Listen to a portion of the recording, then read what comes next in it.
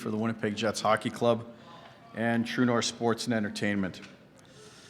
Many people think back to the NHL Winnipeg Jets history, and they circle the date of June 10th, 1981, as the day the fortunes of this hockey team turned around in the National Hockey League. Of course, that was the day the franchise drafted a center by the name of Dale Hawerchuk. It was also the day they drafted a winger by the name of Scott Arniel in the first pick of the second round, and as a result, his playing career and his connections to the city of Winnipeg began. Fast forward 33 years, and today is a new chapter in not only his own history, but that of the team and our organization. So without further ado, I'd like to call upon the Executive Vice President and General Manager of the Winnipeg Jets, Mr. Kevin Cheveldayoff, to introduce the next head coach in the history of the organization. Thanks very much, Scott. I appreciate it. Welcome, everyone. Thanks for coming here today. I knew very quickly that we'd made the right choice 2 years ago to persuade Scott to join our staff as associate coach. Opening night, lots of expectations of getting things off to a good start with a new foundation that was being put in place by Bones, and unfortunately, he took ill with COVID.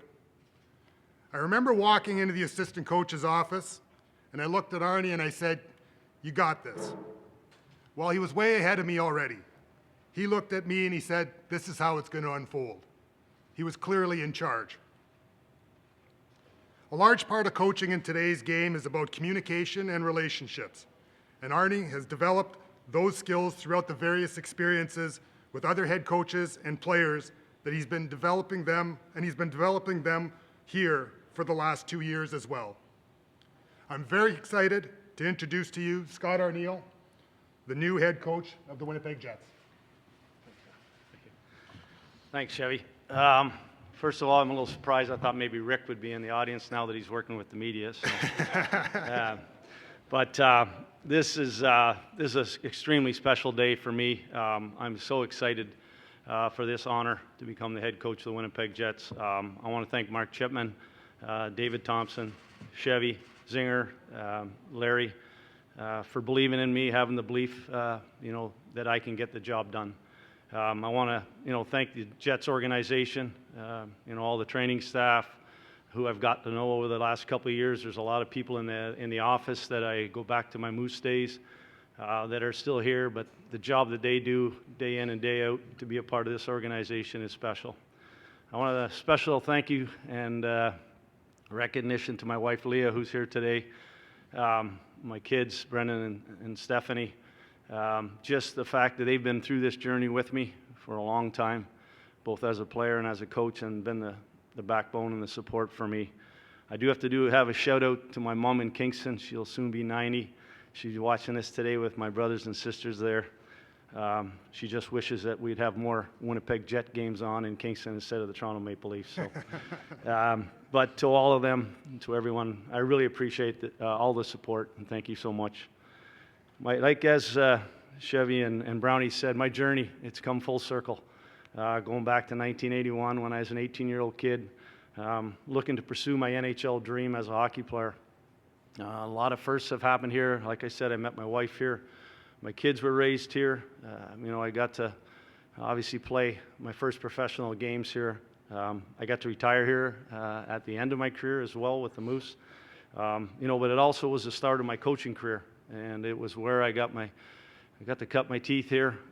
It was 23 years ago that I really got into this other part of hockey. People always ask me, why am I still doing it? It's just the next best thing to being a player. It's my dream. I've loved it. I've done it my whole life, and hockey is a big part of me. And to be here today, to be the head coach of the Winnipeg Jets, is extremely special to me. For me, this is a second opportunity to be a head coach. And 12 years ago, it didn't work for me in Columbus, and I first admit a lot of things I didn't do a lot of things well. There's a lot of things that I've learned. But the best part of these last 12 years is I've been able to rebrand myself. I've been able to go out and work with some fantastic people, some great coaches, some great management teams, work with some tremendous players, and it's helped me to kind of reshape how I want to coach and how I want to do things. it's all part of that next step. I got a chance over the last 2 years, obviously some unfortunate situations with Rick and Judy, but it also helped me to build confidence in myself and what I can do as a coach, and being a part of this organization and working with this group that's here.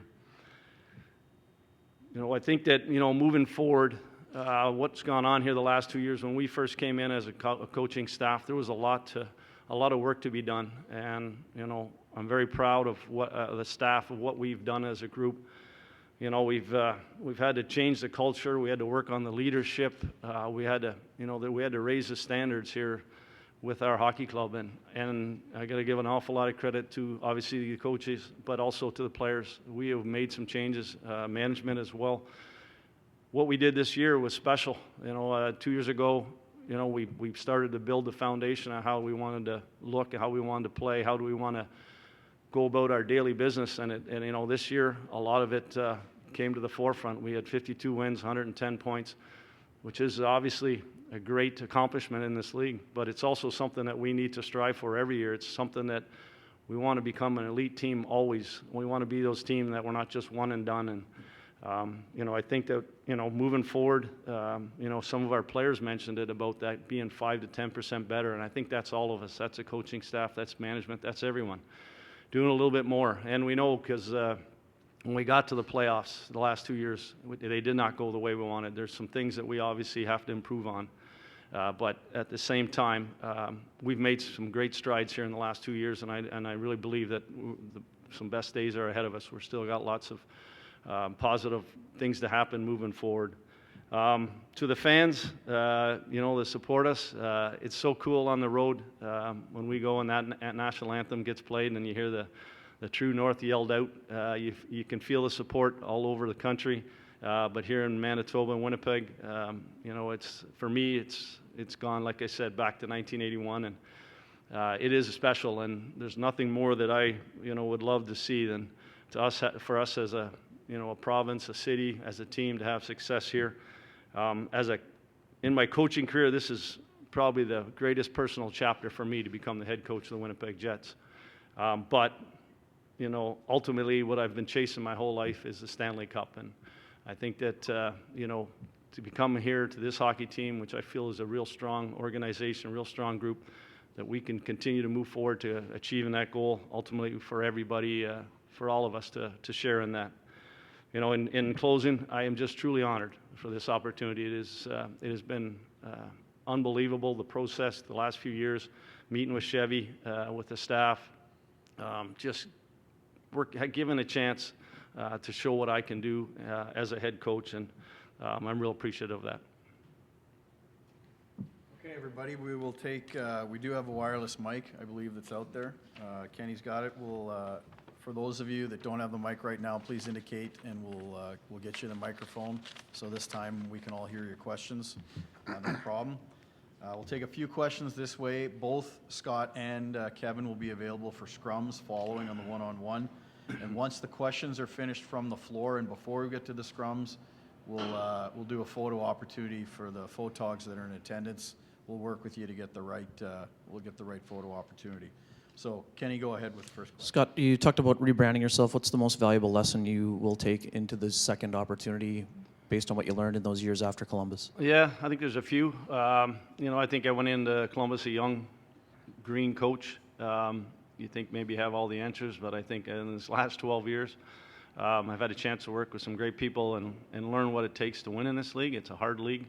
I think that, there's whether it's relationships with players, how I work with management, whether it's how I deal with the media.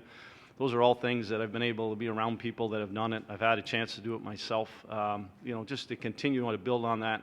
If you go to the system style of things, the style of play, those are all things that have just gradually every year I'm a big student of the game, and I love to watch. I'm still watching, every game that's being played, and I think that that's just something for me that, I want to continue to build on.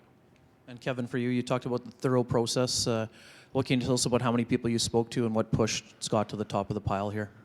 So the process for us obviously was a little bit different, I think, this time around. 2 years ago when we were looking to make a change, we kind of cast a little bit of a wider net and had many interviews. I had the benefit of reaching out and talking to a few of those guys, even again in this point in time. We formally interviewed 3 people, Scott and 2 others.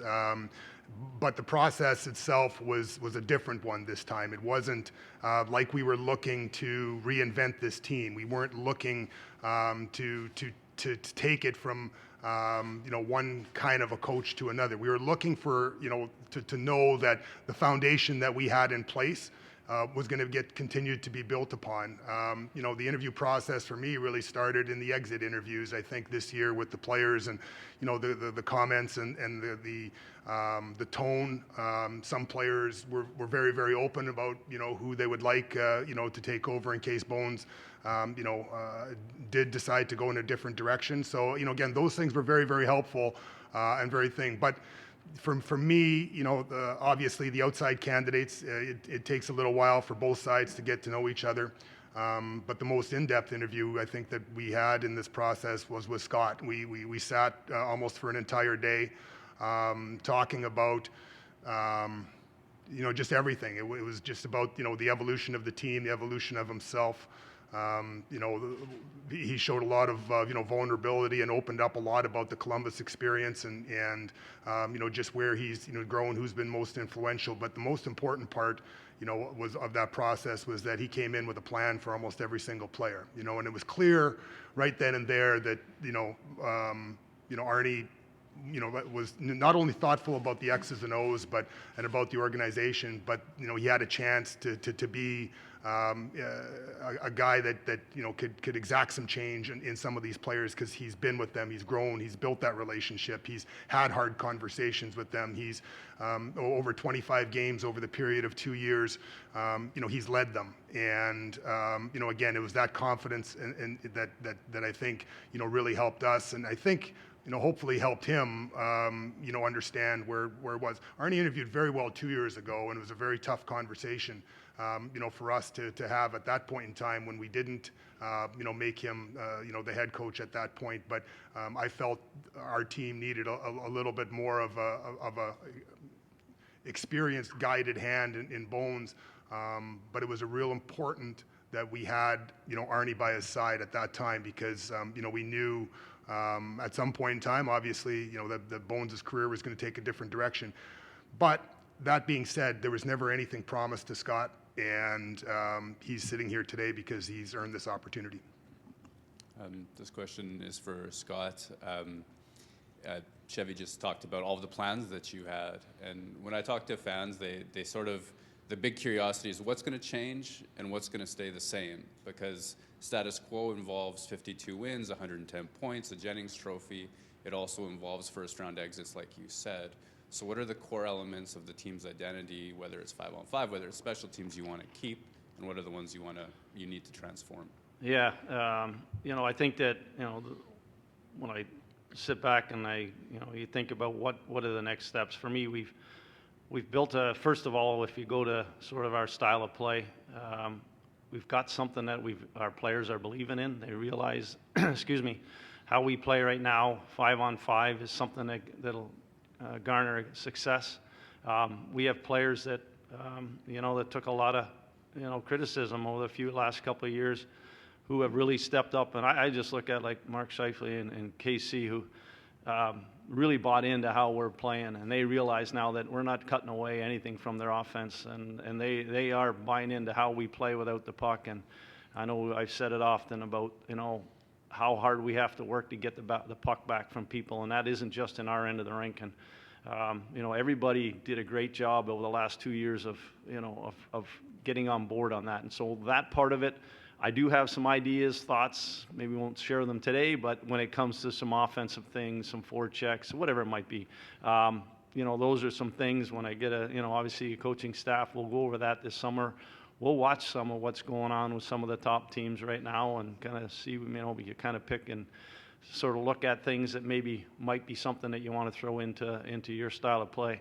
Specialty teams for me is a huge thing. I'll start with the penalty kill. It was for me, 2 years ago coming in here, we had great success. We took a group that was near the bottom and brought it up. Took a big step back, and I'll take a lot of the responsibility for that. But that's an area for me that it's as much as at times PK changes around the league, power plays change, and you can see it's going on right now in the playoffs, where Carolina was number 1 in the league, and they gave up 4 goals one night. Last night again, Rangers were doing so good, and Florida gets 2. It's just it's a thing that you have to stay on top of, and I do believe that I'm going to have to do some digging, and there's changes that you have to make. You can't stay still. You got to move forward. Our power play as well. It has to get better. These things have to be a constant where the top teams, like I mentioned earlier, about our 52 wins and being an elite team, those top teams all have real good specialty teams, and it helps you win games when you're not on all the time, and it helps you win games in December or January, and so that's an area for me that I'm going to take a lot of pride in, and I'm going to make sure that I'm also involved in, and really look into dive deep into that area. And sort of following up on that, in the heat of following the Colorado loss, there was sort of this sense that, okay, they had figured some things out. They had tweaked their forecheck. There had been some data-informed reason why they had changed, and they had spoken to that in media and things to that effect.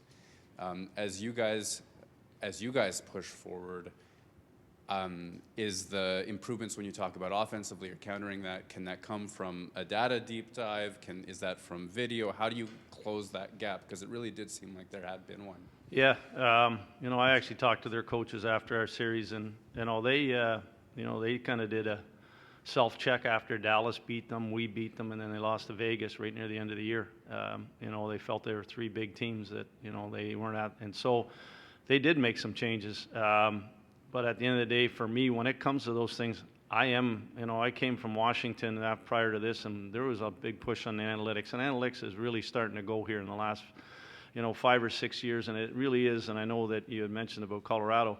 It is part of it, and it is something that that I like to look at. I think it's something that, as an organization, we have to all be together on.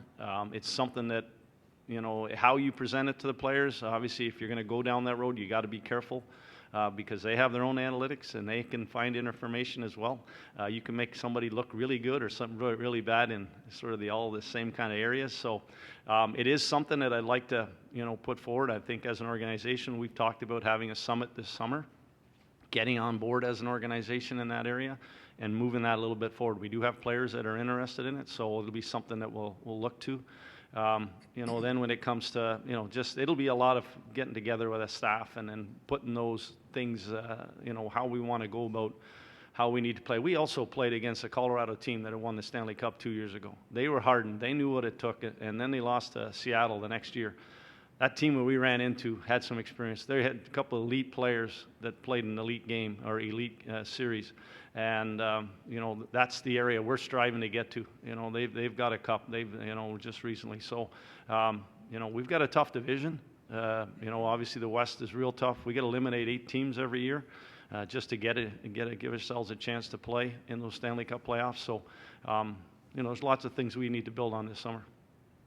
Scott, you said you've been watching the playoffs so far. What's the missing piece then right now that'll merge between your team and these teams that are fighting for a cup right now? Well, it's it's interesting. I've talked to a bunch of the players, heard a lot from a lot of guys, just especially in this last weekend. But I talked to a bunch last week, and their comments about the compete, how hard these guys are battling and what guys are doing.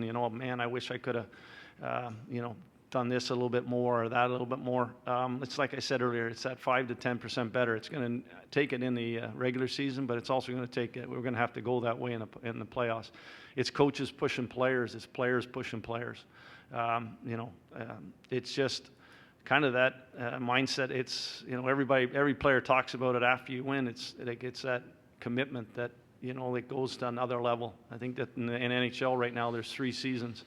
It's that the start of training camp to the All-Star break. It's kind of all the teams are kind of jockeying. Maybe some young teams are showing some improvement. Maybe there might be some teams trying to get in, but then The second half is really when the games change. The veterans teams or the top teams really start to, exude their game and take it to another level. And then the playoffs is another whole season. And I think that's the step for us that we are missing. And that's part of what, hopefully over the course of the season, through my coaching, our coaching, through what we do every day, whether it's practice or games, that builds towards that product that or that style of play that we have to play in the playoffs.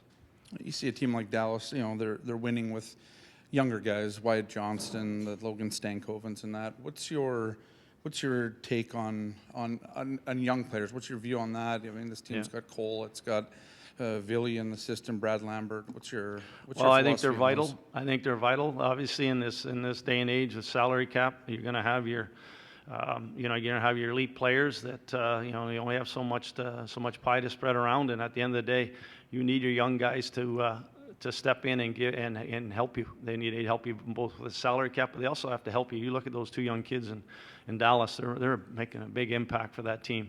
But the other side of it as well, those players have to be ready. You can't just throw young guys into situations and hope that they'd have success. We want these guys to be Winnipeg Jets for years. We don't want it just to be one and done or 1 or 2 years and they're out. It's important that their development, they get the full development, and that. When it's their time to play here, that that they've earned that opportunity and they have success when they get here. This one's for Kevin. Whether it is accurate, whether it's fair or not, there is the perception out there that by making the choice of Scott, that it's the safe decision. Can you maybe react to that a little bit in terms of that process and is there reason for people to believe that is the case? Well, again, I think everyone's going to have their own perceptions, but the reality is you're looking to build upon something that a foundation has been laid, and again, there's lots of different points that Scott has brought up, but the reality is that sometimes the best options are within. You don't always have to go out and look outside an organization. What we did 2 years ago was make sure that we had one of the best people outside of head coaching in the National Hockey League as part of our staff, and I think if we don't make that choice or we don't have that opportunity, we probably don't have the success that we had last year in the Jennings and the 52 wins. Again, there's lots of things that go into a decision for a coach, but handling people and demonstrating that under duress and fire, you can do it. Not a lot of head coaches, or not a lot of guys that aren't head coaches in the National Hockey League, get that opportunity. So, for us, we're looking for someone that can hold the players accountable. We're looking for someone, that can relate to, the players. We're looking for someone to build upon it. I can go on and on. All the signs point to Scott, when there. But again, if the status quo of 52 wins is there, I'll be pretty darn happy. And congratulations, by the way, Scott, Thanks, on Kelly. the appointment. When it gets mentioned, the 5 to 10% better, we heard about that in the exit meetings. Is the 5 to 10% also, whether it's more demanding on your part or more demanding of the players upon themselves, is that part of the equation as well? Yeah, I think it's a little bit of both. I think that, I've got to make sure that I hold everybody accountable and that everybody's, doing what they need to do for us to have success. I think that's one of the areas for me is, one of my very early conversations with players is going to be what expectations are, what we, me talking to them, getting a feel for how they think they're going to help the Winnipeg Jets have success. And then it's going out and making sure that player does that on a nightly basis. But the other side, and it's what we kind of talked about from day one 2 years ago, and we've kind of keep, pushing this, is that, really good teams are led by real good leadership and real good dressing rooms. And we, like I said earlier, we've improved that area. We have still some work to do, but at the end of the day, them pushing each other is a big part of this. And, I know that I've talked to, just in the last couple of days, I talked to all the captains, a bunch of the leaders, and it's amazing how all of those guys take responsibility for, what happened on, in the playoffs and what, obviously also taking the credit also for what happened during the regular season. But it's them pushing each other harder as well. I mean, we're there to help steer the ship and making sure that those things are happening, but they also have to continue to drive each other.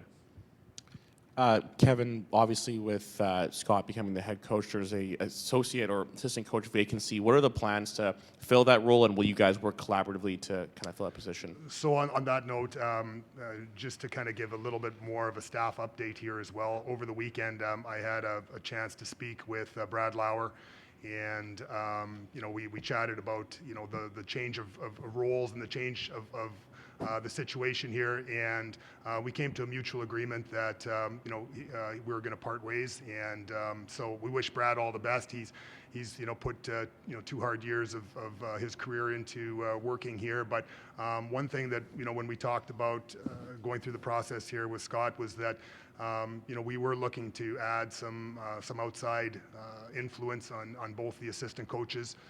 Whether it'll be an associate or assistant, those are things that we'll kind of wait to see how some things unfold. I know Scott's got some distinct plans of how he wants to move things forward, but I definitely wanted to thank Brad for his time here. Is there an update for the timeline as to when we get with the assistant coach search, or? Yeah, you know what? Actually, my phone has been buzzing like crazy here since Friday. I really has. There's certainly it's been a tremendous amount of turnover in the league in the last year and the last 2 years. So there are a lot of people that have contacted me. We'll work hard this week to put a staff together. There's other teams that are trying to do the same thing. So, Marty Johnson and Wade Flaherty will be back, and then we'll just we'll build off of that. Like I said, I'll start the process probably as soon as I get out of here and start talking to some people. Like I said, there's lots of interest, and I think people recognize that we have a really good situation here and a real good hockey club. Scott, congratulations. Just continuing on that trend, will there be something specific you're looking for? You mentioned special teams.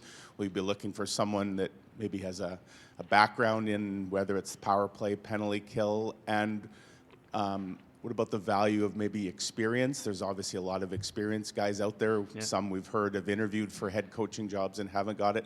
Obviously, with Rick moving on, you've lost a lot of experience kind of within that room. Yeah, for sure. I'm going to be wide open for everything. There's experience is certainly important. That I'm going to need somebody to run the power play. Obviously, somebody to pick up the defense and probably the penalty kill. But I'm open. I'm open to everything. I've got some really interesting text message emails from some young coaches, some guys that I've heard about. I've gotten names from management. I've got some names from some other coaches that are recommending people as well. So I think that I'm not going to be closed-minded on any of that. I want to talk to all these guys. I want to kind of see who's out there and what they bring to the table, and whether that's young or experienced, I'm gonna look at it all.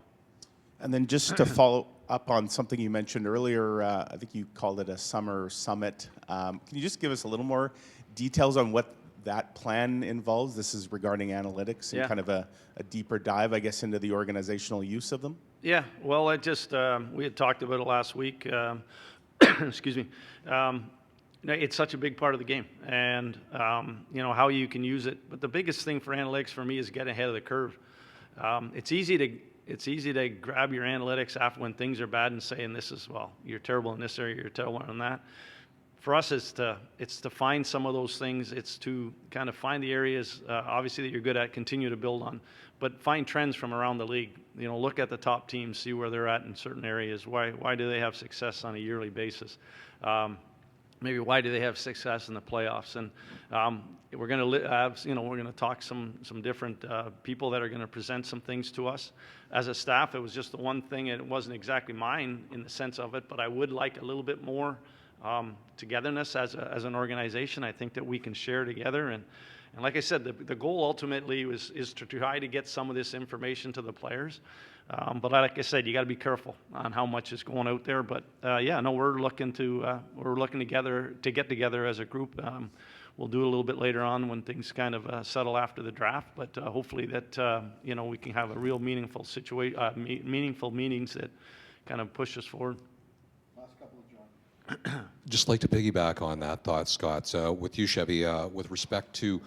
Is it an analytics department? What is the existing structure, and how is that going to evolve in this regard? So we have an analytics department that we've had for for several years with various different people in it with different skill sets, from whether it's writing computer programs or the analysis.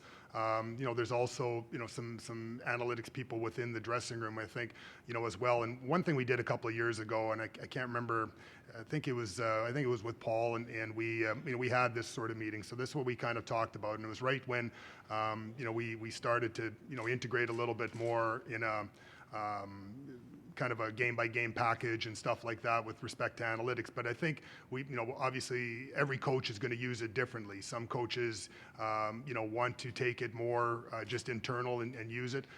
Some coaches are, and Arnie and I have talked about it, he wants to, maybe be a little bit more open to, discussing the proper things, with the players or the different things. But, it's getting the information that we have, and how he wants it, to be disseminated. And every coach has their own ways. But our analytics department, provides us, on the player personnel side, on the pro side, we've got our processes, that we've been honing for last 5-6 years, with them. I think with coaches and with new ideas or different ideas, there's always going to be changes. So it's just when Arnie says getting on the same page, it's making sure that all that information that we have harnessed behind the scenes, gets funneled into the coach's hands in the fashion and with the understanding of the coaches that they need.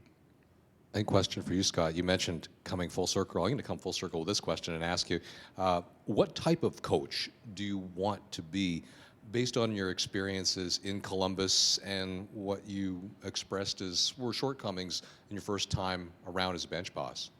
Yeah, I don't think it's really all of a sudden becoming something different. I'm going to be me. I mean, it's hard to explain, but like I said, for the last 12 years, but the last 23 years of coaching, I've been trying to build my brand. I've been trying to build a style or, kind of a way to have success, both as a team, but also individually. But at the end of the day, it's having confidence in myself, knowing that, the biggest thing about those games that I got on the bench the last 2 years is I got belief back in myself.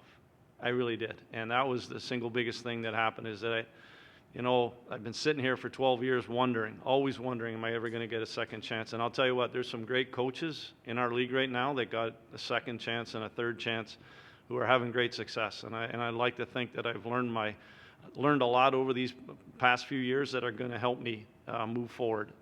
Specifically, I don't have a whole lot right now to say to you. This is what I do, but I am a hard worker. I'm going to make sure I turn over every stone that our players have individual success, that our team has success, that our coaches have a voice, that they help me, to make sure that, we're doing all the right things and then we're having success as a group. Thanks. Okay, everybody.